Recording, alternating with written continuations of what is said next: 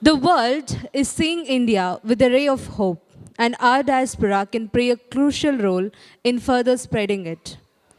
The Indian diaspora has been reaching its level of having stronger ties with seeing the development in all fronts. To discuss on these aspects, role and goal of Indian diaspora, we have along with us two eminent personalities, Mrs. Veena Rao, a journalist from by profession, founding editor and publisher of NRI Pulse, which is a popular Indian American newspaper. She is the winner of many awards and known for her debut book, that is a novel, Purple Lotus. And we are having the moderator, Miss Archana Baliga, who, who has completed her master's in media and communication, currently working as a copywriter in digital marketing agency, and she's a content creator as of passion. We welcome both the distinguished guests on behalf of Mangalore Lit Fest, and I request them to please be onto the dais. It's such a great honor to be sitting with you, ma'am. Like they mentioned, there's a lot that you have done, and there's a lot that we are going to learn from you here today. Like she mentioned, there are a lot of things that the internet has to say about you, right? You're a journalist, you're an author, you're a writer, your debut novel. But what we would all want to know from today's session is something that you would want to say about yourself. Who are you apart from what the internet says about you? And thank you, Archana, for moderating this session. It's great to meet you in person. To answer your question, who am I? I think I'm a daughter of this city, Kudla, Mangaluru. I was born here, and that's something people don't know, I think. It's not on the internet. You know, my mother still lives here. So this is this culture and the, you know, the ethos of the city, it's in my blood. I think that's what people don't know. That's very beautifully put, and something I felt was very personal to you as well. Like you mentioned, you have grown up here, right? Yeah. Grown up in India, but you moved to America when you were 17, if I'm not wrong.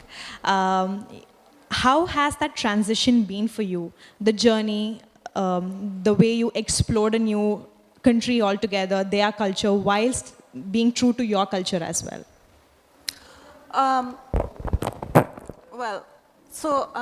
Yeah, I did move from Mangalore, but before I moved, I just wanted to add that growing up in Mangalore, you know, we had access to some beautiful books from the library. So I grew up reading a lot of books, you know, Enid Blyton, Agatha Christie, and Hardy Boys, Nancy Drew. I don't know if kids still read those books, but we grew up reading these books. And so I fell in love with the world of make-believe, you know, of fiction.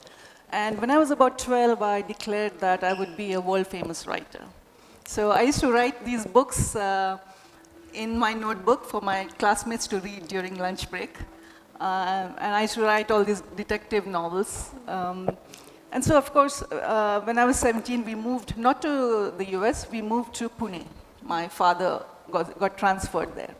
So that's where I went to college, that's where I went to, I started working as a journalist. So of course, I went from writing fiction to another kind of writing, which is writing for a newspaper.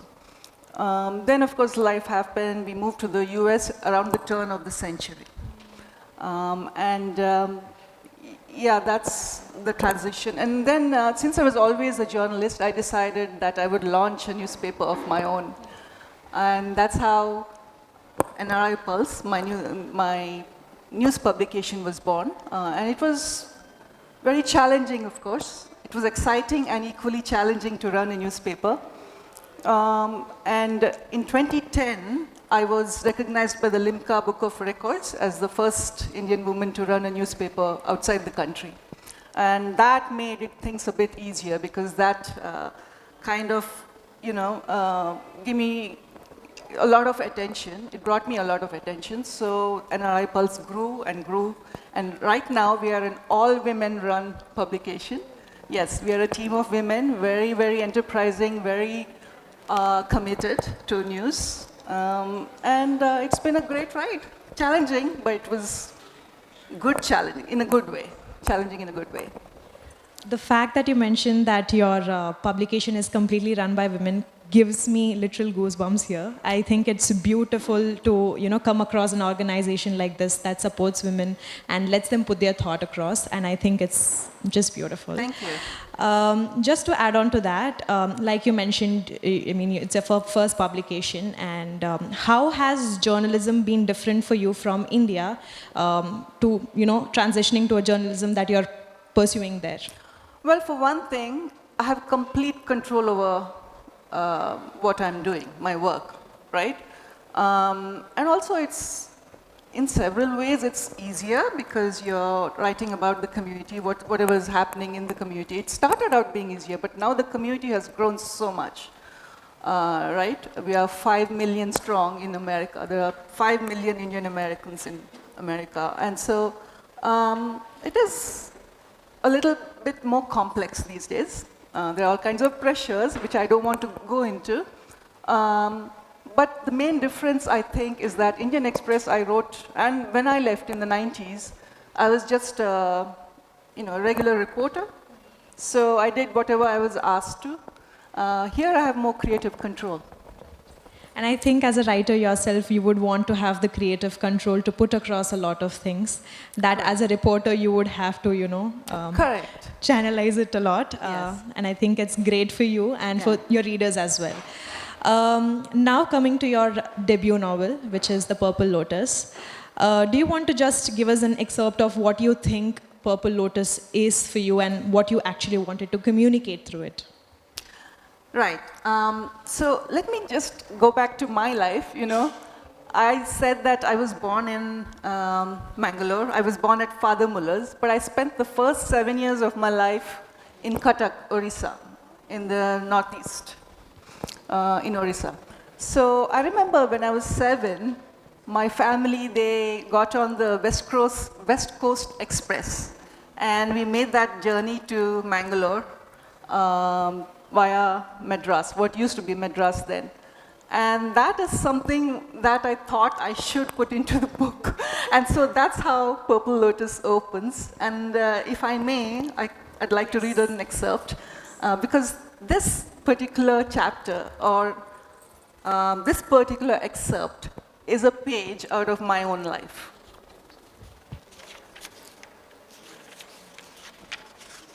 So this is the opening chapter. This is how the book begins. And it's set in Mangalore, or rather, it's setting the stage to be set in Mangalore.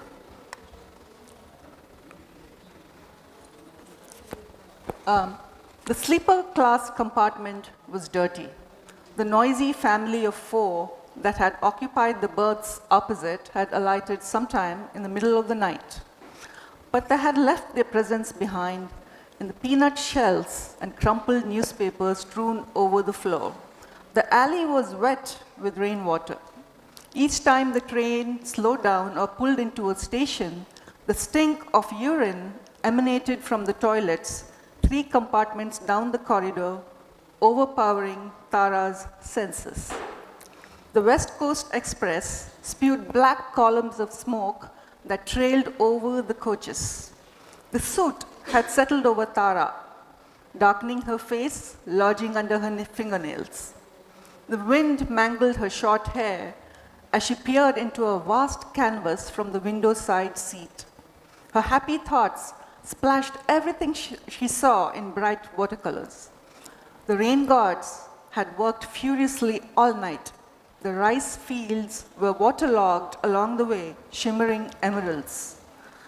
Beside Tara sat Amma, her beautiful face still clean, hair coiled into a neat bun like Belle in Beauty and the Beast. But her eyes, like the ink clouds on the horizon, were mist-laden. Her blue and yellow sari with the geometric patterns fluttered every once in a while, revealing her taut, bloated belly. Amma's belly reminded Tara of a birthday balloon every time she looked in her direction, but she didn't smile because Amma looked sad. Every now and then, when her happy thoughts permitted her, Tara wondered about it. Why was Amma sad? A few times, Tara put her dirty little hand on Amma's swollen, hard belly and gently stroked it. Amma said little. She only looked at Tara with those large, melancholic bell eyes that threatened to brim over. But Tara's thoughts were whimsical. They strayed and inevitably wandered back to Pinky, her new doll, and a gush of joy erupted in her chest. Daddy was asleep on the top berth, as if he were the one under the sleeping spell. He had slept almost all the way during the first leg of their train journey from their town to Madras Central, and now from Madras to Mangalore. He had come down only once last night to order railway meals for the three of them, his usually slickly brushed, lush hair unruly, and his handsome face a bit frog-like from all that sleeping. He had ordered 2 plates, and the three of them had eaten in bland silence amid the cacophony of their travel companions across the berth. Amma and Tara shared a plate, and after dinner, Daddy had reclaimed his spot on the top berth. Soon his snores had wafted down, rhythmic over other human sounds and the steady clanging of the moving train. Tara had slept well and dreamed long dreams of lovely Pinky. She remembered only snatches of her dream, but every shard of what came back to her was imprinted with pink skin, luminous golden hair, and violet blue eyes that closed and opened and closed and opened. I think, is that enough? Yes, it is. Yeah. Would you like to shed some light on why exactly this excerpt? Like, what made you want to say this first? Yeah, so that's a story, that's a long story actually. When I always wanted to write a book, but then life happened, things got really busy once I launched a newspaper. In 2009, I sat in front of a blank page. I had no story. And the first 2 words I typed were the title of the book, Purple Lotus. Why Purple Lotus? It's because the lotus is such a beautiful symbol of rising above one's circumstances. It grows in murky, dirty waters, but it grows tall towards the sun, it grows unblemished. And so I guess I knew what the trajectory of the story would be, but I had no story. And so I closed my eyes, and the first thing that came in front of my eyes was that scene of me when I was 7, walking, taking the train from Cuttack to Madras, Madras Central to Mangalore. So that's how the story begins. Yes. I think it's very beautifully put because the entire time I read the book, I personally felt like I was sitting right next to Tara, experiencing it all. And the beginning of the story herself, taking the story from a 7-year-old to where she is now, it was really beautifully put. Thank you. Just to add on to that, considering this is a diasporic writing and how Tara has been moved from Mangalore to America, considering a lot of people have settled abroad right now, everybody has a very unique story to share. Everybody's diaspora is very different from the one that's been shared in this book. So, especially when it comes to diasporic writing, how do you make sure to maintain that unified voice? How do you make sure that somehow at the end of the day, it comes back to talking about your cultures and how you have been displaced from your homeland to, the abroad? How do we hold on to our culture? So I think we do a very good job of holding on to our culture. I think we are good cultural ambassadors. I believe that India's soft power is its diaspora because, we've done so well all over the world. Where I live in the southern United States, there are at least 100 Indian cultural associations. There are temples, gurdwaras, Indian churches, mosques. Every couple or every family with kids, they want to send their kids to learn classical Indian dance, Bharatnatyam, every kind of dance, including Bollywood. and every kid grows up learning this, and there's Bal Vihar classes in the temples every Sunday, so they go to these classes. So I think we're very good ambassadors of our culture. And also, but of course, once you go out of our little Indias, you have to go to college, school, you have to go to school, you have to go to office, and so that's when, you have to adapt, right? So eventually, over a period of time, you end up taking the best of both cultures, the Indian culture as well as, in my case, American culture. And I think it enriches our lives. For instance, we celebrate Diwali with great fanfare, but we also celebrate Thanksgiving. We also celebrate Christmas. But of course, our Thanksgiving turkey is, marinated with all kinds of masalas because we need spice in everything. Just 2 months ago when we celebrated Halloween, I remember it was the first day of Diwali, so I dressed in my Halloween costume and distributed, candy to the kids around from the neighborhood. And immediately after, I had to light the diyas, change into Indian festive wear. So I think it's wonderful. It's very, very enriching, culturally speaking, for the Indian diaspora to follow both cultures. Like you mentioned, since I also told you about my Norway expedition where I went to Norway and got the experience of being an Indian in a Norwegian country. I think it was very much welcome there as well, where they celebrate our culture as much as we do, and that's a great aspect of it all. I think it comes down to people as well at the end of the day, as to how they look at your culture and if they are welcoming enough to, let you also celebrate it. So that was well put. Like I mentioned, since it's about culture, holding on to your cultural roots, right? The society keeps changing, ever evolving. Is it hard to, find a balance between the duality of, also making sure your cultural roots are stagnant with the evolution of the new society that's coming in? So, there's changes everywhere. There's change here also, right? I think in some ways we do a better job of preserving our culture than the population here. The society here, rather. But having said, what was your question again? As to how you would make sure your cultural roots are stagnant or you grow it. So I think over time, when you first move to a foreign country, you want to hold on to your roots. You hold on to it really, really, you hold it close to your heart. But over time, you have kids. The kids go to school. They make friends. And the friends may not be necessarily Indian. And so you end up making friends with the parents of your kids' friends. And eventually you adapt slowly. Before you know it, you have adapted.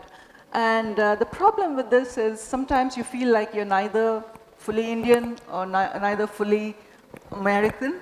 But over time, I think it becomes less about which culture you uphold or preserve, and it becomes about redefining who you are as an Indian. And I think it's very hard to take India out of an Indian, no matter how many generations pass. Yeah. Because even when you mentioned about the turkey marinated with our masalas, that very evidently gave it away. Yes. And I also wanted to add that maybe the next generation, we are all immigrants, right? So our children, my son was raised in the US, so he has grown up with very Indian values at home and very American values once he steps out. What is he going to uphold? He might end up being very confused, or he might be very, very comfortable with his dual identity. It all depends on who you are and how you've been raised. And I think, what was I going to say? Right, let's move on to the next question. That's completely okay. Yeah.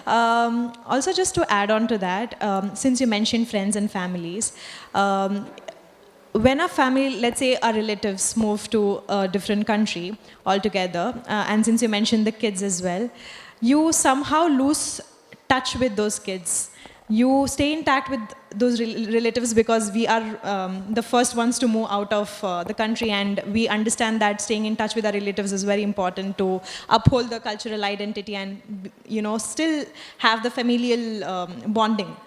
Do you think that the next generation is somehow going to lose touch with the Indian heritage just because, like you mentioned? Yeah, so that was my point. My son, he's not going to lose touch because he comes often, he wants to see his grandmother. But what happens after him, right? So that's when I don't think there's anything you can do to preserve your Indian identity. You just have to flow with the times, I believe. Because they might end up marrying some other culture, in some other culture. But the thing is, they would have evolved their own unique identity, their own culture, which is a mix of everything. And that's beautiful too, I think. Since you also mentioned about getting into different cultures, like you said about marrying into a different culture, in this book, very beautifully, Tara is seen to have get married to Cyrus, which is interfaith marriage. Considering we also know Tara's family is a very culturally preserved one, they might have had their own doubts about it. So what is your take exactly in a situation like this? Because she had moved to a country where I believe interfaith is much more easier, easier, more accepted and accessible as well. So what do you feel about it? Yeah, well, that's the whole reason I wrote the book. Because because I think it should be, it's nobody's business but their own, what you want to do with your life. It's not as simple. We Indians, when we move abroad, we hold on to some of our outdated belief systems, and so you're judged there, the way you're judged here. And it's not really simple. There's so much taboo about divorce or being single, so much judgment about being single, and that has not changed, even though people live there. Even if you've lived there for a quarter century, that has not changed in some circles. And that's the whole point of my book, because this book was written primarily for the American audience, and the whole purpose of the book is to tell readers that, it's time to change, and also to make people understand what women who are, trapped in an abusive marriage, because that's the whole theme of the book. It's domestic abuse, right? So the theme of the, that's the theme. So the whole point of the book is to tell readers that, it's okay to seek help. It's okay to reach out. It's okay to, get out of a bad situation if you need to, if that makes your life much better. Like you mentioned about you wanting the readers to know that this is what they take away from the book, right? And usually when we think of novels, it is something that we pick apart from our educational, academic readings. Do you think diasporic writing or books like this should be a part of our educational system or a cultural reading? Absolutely, absolutely. And I think several books, Jhumpalari's books and some other Chitra Divakaruni's books, they're all part of the syllabus. I don't know much about the education system here, but I know that even my book is available at several university libraries in the US. And they absolutely need to, because the next generation needs to know what an immigrant's life is like. Because this book, it follows Tara's journey right from the time she lands at the international airport in Atlanta. Right from there, it follows her through 7 years of her life there. So I think it provides a window, or it provides a brief, look into what an immigrant woman's life is like in the US.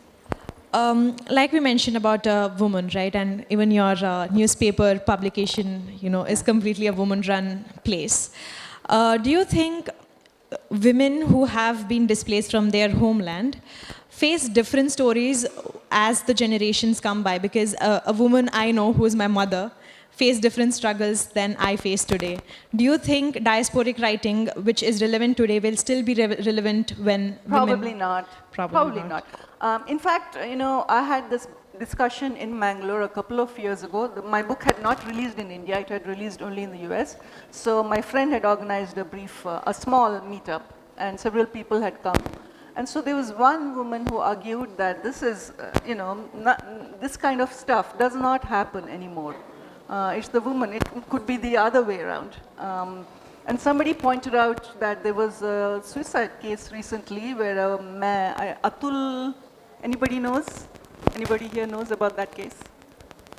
Atul, somebody who committed suicide because his wife was abusive. Yeah, the IT engineer from Bangalore, yes. His wife was abusive and His wife was asking him for alimony, yes. Yes, so somebody pointed that out. So they were saying that it's the other way around now. So yeah, maybe it will be, in time to come, my book might be irrelevant, but let's remember that my book is set in the early 2000s. And I know for sure, because I'm a journalist, I know for sure, I report on it myself, and I know there are lots of women who are trapped in an abusive situation, and they have no recourse because they are legally, financially, and in other ways dependent on their abuser. So they have nowhere to go, because they are there on a visa, on a legal visa, and once they file a complaint, then they'll be sent back. So they don't want that either. And there's always this fear of losing custody of their children. So that's yeah. And also coming back to a family who very much sent you there, considering you would run a family, look after a family, and you coming back to India saying it didn't work out, would sometimes... That is even worse. Worse, yes. That is even worse in some ways. Because I know of women, who will do anything to stay there. They will go through an abusive situation. Everything is better than having to come back. Because that is exactly what our Tara goes through as well, right? Exactly. Yeah. There's several places where she says, no, I'm not going back, right? Even at the beginning when her husband says, I don't love you, but I love this other woman, but you're free to go back. And she says, no, I'm not going back because it's worse there. Yeah, you're judged all the time. Very much. And there was this one part in your book where you mentioned that once you leave your mother's home, it becomes your maternal home. And when you go to your husband's home, he calls it his home. So where exactly does a woman belong is the question all along, right? Yeah. So when situation... And that's something I just wanted to add. That's something that's very true of anybody who's living abroad, where is home? You don't feel very completely Indian here. You don't feel completely American there. So where is home, right? So I think it took me a long time to realize that home is where, the home is here. It's where you are completely comfortable with who you are. Sure. Right? Because there's your one... wants and everything. Yes. I don't care how I look or what if I'm comfortable, then, the world, your life is comfortable. Very true, because in your book you mentioned that Panjurli said that you are a purple lotus, the rarest of them all. You rise from the muddy waters to rule the world. And that's the when, kola. yes, the kola. The oracle, yeah. And that's when it was revealed that Tara understood that the world is in her, the universe is in her. So once when someone finds who they are and what they want to do out of it is when the revelation happens. Right. And like you mentioned, what we particularly understand out of this book is 3 different stages, right? There is desperation, there is rebellion, there is self-discovery. So how does these 3 stages exactly define your journey as well? Because I'm pretty sure, you have taken excerpts from your life as well. Yeah, so without going too much into my life, I just wanted to say that some of the emotional battles that Tara goes to, they are from my life. I'm trying to figure out how to say it. I mean, it's okay if you... Yeah, so can you just repeat your question again? Is that those 3 stages, what exactly do they define? Yeah, exactly. So it took me a long time. That's all I can say. It took me a long time to realize that being comfortable being comfortable in my skin is very important. And that was a long 20-year journey. But I think I'm at a good place right now. That's really a relief for us also to hear, because when we read this book, like I mentioned, we feel like we are exactly next to her, experiencing all of it, because Not it's... everything in the book is autobiographical, if that is what you mean. Because that's the first question people ask me, is Purple Lotus autobiographical? Not everything is, but some things are. Like there's that story about driving, learning to drive, and she fails the driving test 6 times. Oh, you really read the book. Yes. And then the 7th time she passes. That is from my life. And then she goes with her friend and buys a car at a pawn shop for, for peanuts, for $650. And that's also from my life. Because I put that in because that's such a beautiful metaphor for a woman, an immigrant's life of, just trying again, failing, and trying again until you succeed. And I think that is a good metaphor for my life as well. And it's so true, because as an immigrant woman, you feel there are a lot of drawbacks. But like we mentioned, if it's something you believe in and you get past it and you see who you can truly be, is when you push yourself to do the 7th time, right? The 7th lesson. Just to add on to that, again, there was this one excerpt from your book which stated that, India gave you imagination and America, the Atlanta, gave you freedom. So would you want to elaborate on this, or is it something that came out of your own life? I think Mangalore gave me imagination, because this is where I started to read a lot of books, and I fell in love with books, and I also started to write. But what did I do about it? I did. Actually, when I was in college, I used to write short stories and articles that were published in Femina, Women's Era. And then, of course, I became a journalist and also started to write. But the complete freedom to live my life on my own terms came after I moved out. To run a newspaper, which I don't think I could have in any other country. So that's something that America has allowed me to do. And I think America is a great country for people who want to persist and want to give their all to something. Also, since it's about a person's life, a personal story, right?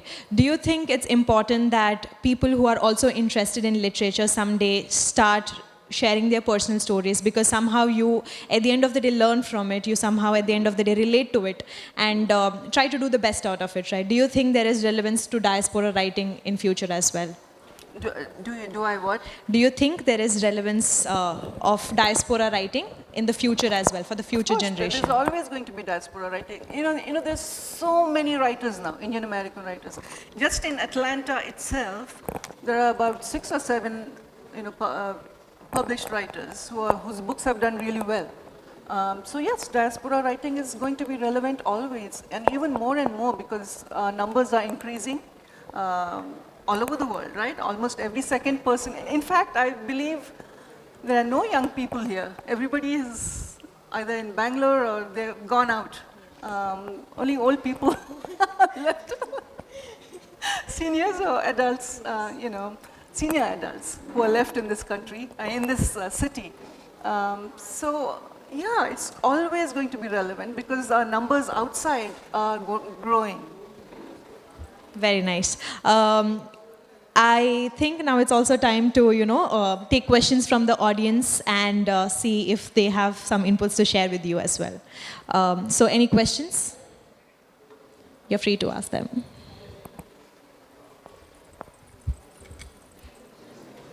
Cannot be. Does anybody have a question? I mean, feel free to, it's okay. It's an open stage. You want to take the microphone? Yeah. While spending a life in USA, do you feel like any kind of problem within the Indian community? I'm sorry. I ask while living in the USA, do you feel any kind of problem within the Indian community or stopping something? Yes, like you're judged all the time. I know of women who are single who are judged, who are not included in the social circles. Yeah, I mean the same issues that are here are also we also carry it there, and more so because we hold on to outdated mindsets. You know, if you have moved from here in the 80s, you hold on to the mindset of the 80s. If you move in the 90s, you hold on to that mindset. So yeah, it is hard. It is hard, and it is especially for women. I wouldn't say necessarily for women, but especially for women. You know, all these complications are always there. Yeah, one of my friend who used to sell flower at the Mumbai like traffic signals, she recently moved to the University of California, Santa Barbara. She also faced that problem over there. That's why I asked this question. Yeah. So do you have any like solution for this, or it's like a psyche of Indian community over there? Read Purple Lotus. Okay. Ask them to read Purple. Yeah, definitely. I will. Thank you very much.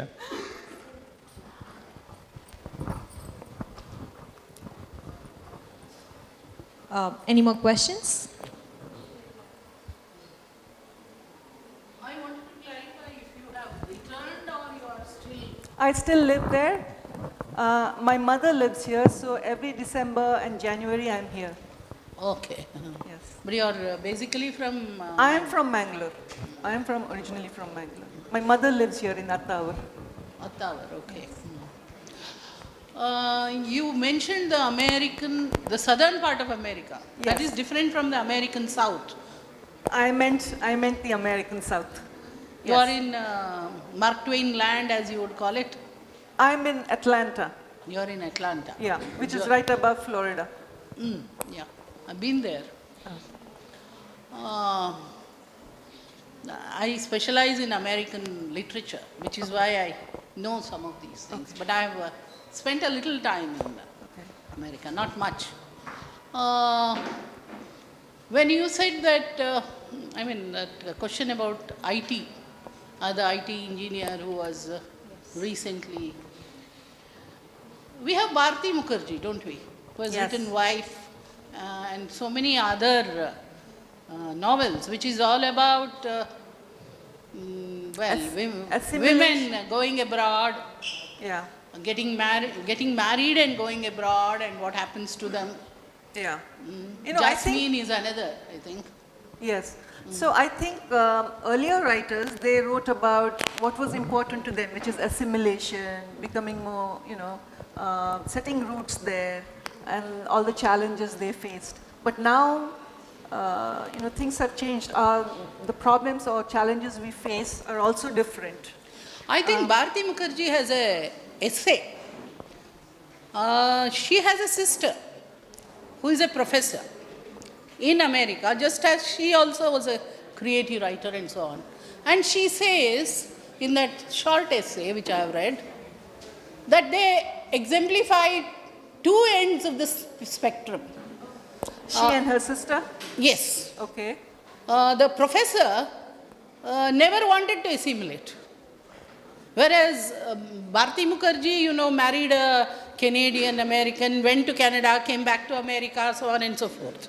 So, at the end of the day, she talks about multiculturalism, she talks about assimilating, whereas there are Indians who don't feel the necessity to assimilate at all. Correct. That is especially true now because of the sheer numbers. You see each community, like Telugu people will only live in Telugu communities, subdivisions, So as we call them. It's a little Telangana or Little Telangana, little Gujarat, little Karnataka, it has become that way. But immigrants who went there in the 60s and 70s, they were more unified. They had this unified Indian identity. You don't see that anymore.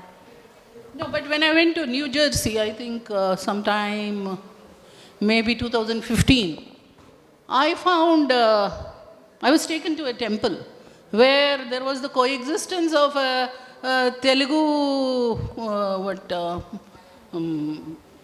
Purohit, along with somebody from Karnataka. And there was a coexistence of all kinds of deities in this temple, which was basically, I think, a Venkatramana temple or something like that. Okay, yeah. But maybe you see it in some small towns, But in large cities, you know, there's a temple. New for Jersey is every- not a very small town, is it? Well, New Jersey It's has very different- near New York and Correct, correct. But there are, even in New Jersey, there are different, you know, Pockets. communities, different pockets, right? So, largely, at least where I live, there are at least 25 temples, each belonging to a different region of the country. And I did not spend much time, maybe a day there, so I wouldn't be able to. But I was taken to this temple, correct. which appeared to be, you know, some kind of coexistence of different kinds of subcultures of India in a single temple. Yes, yes. Sometimes I think we are more Indian than the Indians here. Yes. Because you are maybe in the 90s. Yes, yes. And things change, they are never stagnant. Yeah, things change, life changes. Changes. Here, but And we are all stuck move to on, those. yeah. Well, that was a really great session, ma'am. It was great talking to you, hearing your insights about your book, about your journey, about all those little intricacies that we wouldn't be able to read from the book that you shared today. And it was great having all of you here, and thank you so much for joining. And I wish there was much more time, but that's it for today. And have a great day, guys, and enjoy the rest of the Mangalore Festival. A question for our audience relating to the session. So the book Purple Lotus is dealing with which character, the name of the character, and what is it in one sentence or one word? There is a prize for this question. So anyone? Can I answer? May I too? Raise your hand to answer. It's Tara, no? Yes.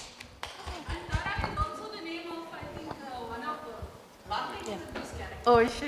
Is it? Okay. Good to know. I request Veena Rao ma'am to present the prize.